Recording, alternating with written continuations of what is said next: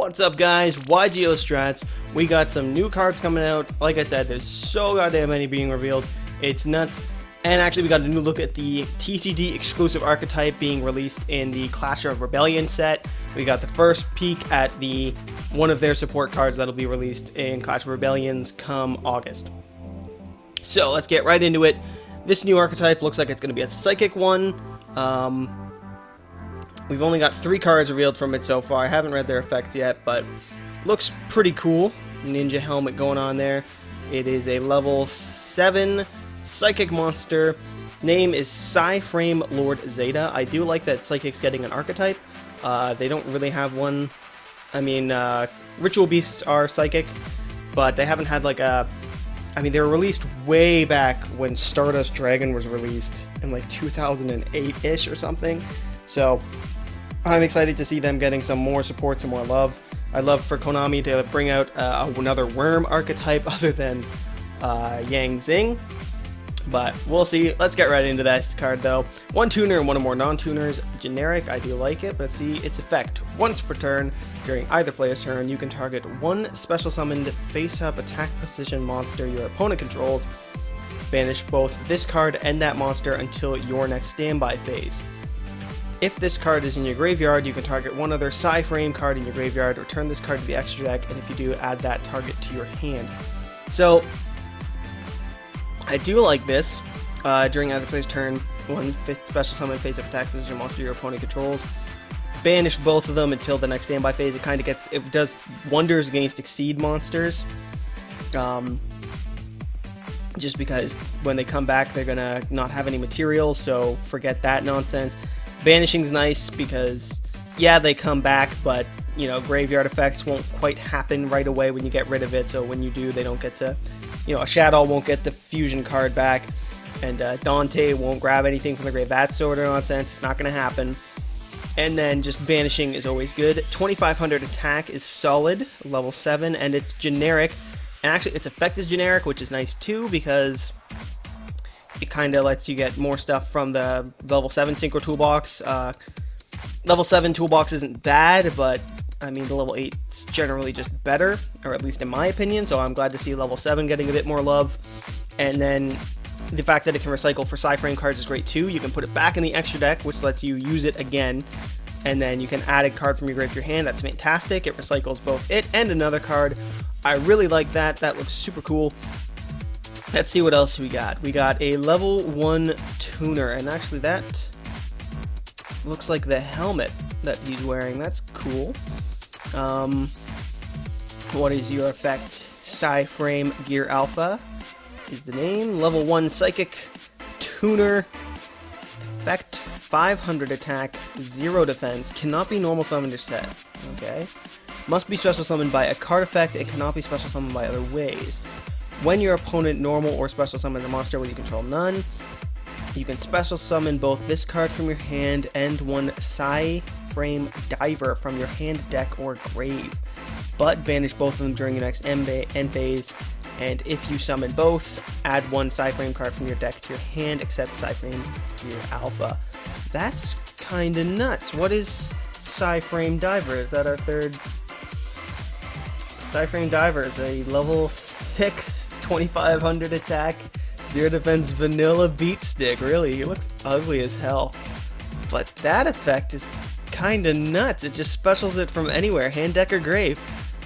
If you're playing some asshole who's playing Dark Worlds and they play Dark World Dealings, you'll be like, I don't care, man, I'll ditch my PSYFrame Diver and get it back next turn when you summon that stupid Grappa.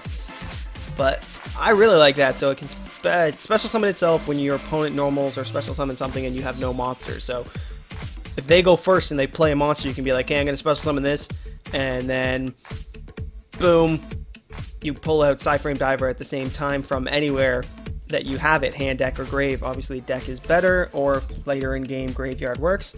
And they have to banish them both during your next end phase. But the thing is, you know, if you do that on your opponent's turn, and then comes your turn just to synchro with them, and I don't think they're going to go away. Sort of like with E Emergency Teleport, where it banishes the end of the monster at the end phase, but not if you get it off the field before that. And then obviously 6 and 1 adds up to the level 7 we got here. So we can use that and go right into And we can use his effect and grab the Alpha gear here, or Gear Alpha, from the grave to the hand. So I really like that. I think that's pretty cool. I can't wait to see other support that we're gonna get, because this also freaking searches, so it sets up you to pull out the boss monster, and you can add one PSYFrame card, and it's PSYFrame card, which means it doesn't have to be a monster. So if we get spell and trap support, we can add that. So I think this could have a lot of potential. If it goes the right way, it definitely can be good. I am excited to see it. Like I said, I love seeing them giving support to Psychic, just because they did introduce it and then did nothing with it. So I'm super excited. But the other thing I'm interested in is we've got new Fairy Tail theme support card, the Kozmo. So Fairly Odd Parents confirmed. They're saying fairy tales in space, no less. This does look kind of space themed. You got the neon blue, and it's like the cyber city nonsense going on. Kozmo Town. So that's a town. I'm wrong. It's a cyber town. Techno town.